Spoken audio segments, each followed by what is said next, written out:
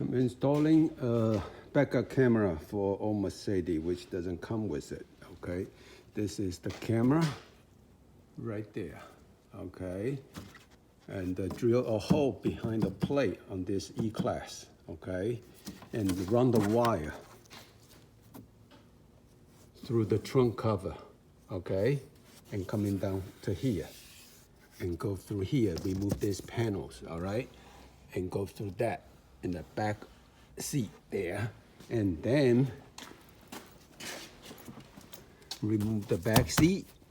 This is the back seat, all right? And then you see the cable here. You run through that. Okay, then later just cover the back and go through this back door step, okay? The strip, pull this out and pull this cover, the bar cover out, and I run the wire through here. That's how I do it, and pull this out.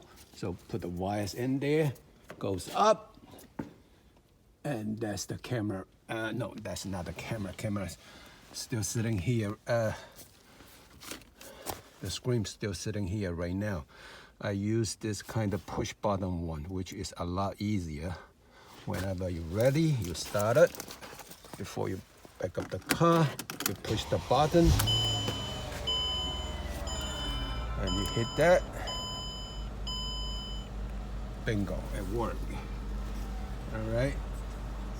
It's not difficult, but it's just need a lot of time and patience to do this, install this, which is good. That's why people want that, all right? And you can either put that on top of the windshield there or on the dashboard. It's very clear. It's not even $100. Thank you for watching.